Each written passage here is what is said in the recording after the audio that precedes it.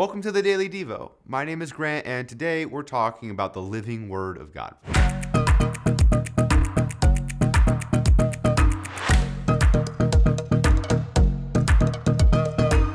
Today we're looking at some verses in Romans chapter 4.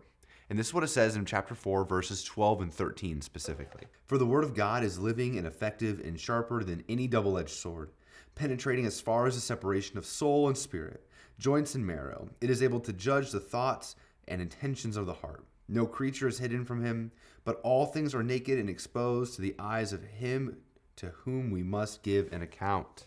Now, what first happens when you read this verse is you first assume, oh, this is very much about like the Word, Jesus, if you're referencing like John. Or you might read it and you think the Word of God, and you think we're talking about the Bible. But in order for us to really understand these two verses and what they actually mean for you and I, we have to first be willing to realize that because it starts with the word for at the beginning of that sentence, what precedes it is incredibly important. And what you see is an account of God once again going back and forth with the nation of Israel over his great plan of salvation.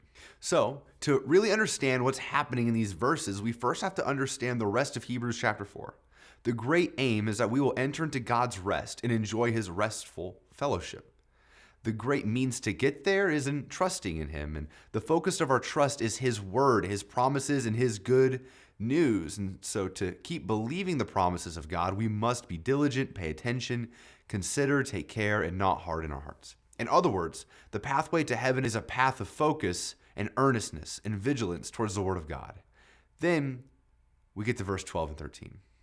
Currently, when I read this, I also find myself intrigued. I want to dissect each word present here. I want to look into understanding the purpose of those words. I'm drawn to questioning the inclusion of terms like joints and bone marrow. I'm thinking of the distinctions between spirit and soul, as well as the nuanced differences between separating thoughts from intention. I'm also contemplating the phrase living and active, and I might correspond to any of these aforementioned spirit, soul, points, bone marrow, and all that kind of stuff.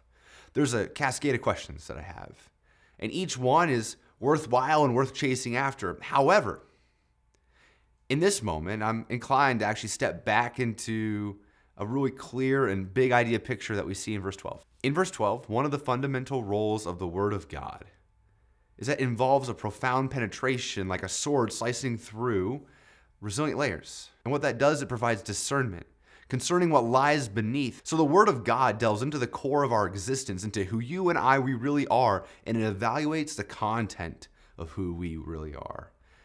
Their end, it's looking to see if there's anything lacking. But now I want to be a little bit more specific. What's really at stake in this chapter?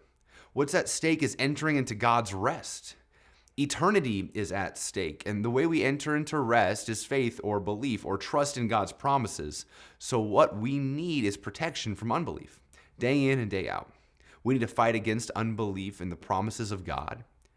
It's unbelief that will keep us out of God's rest. So today, my challenge to you is, do you actually believe in the promises of God to be true? Do you believe that the Word of God is active, but more importantly, is it active in your life? Thank you for watching the Daily Devo.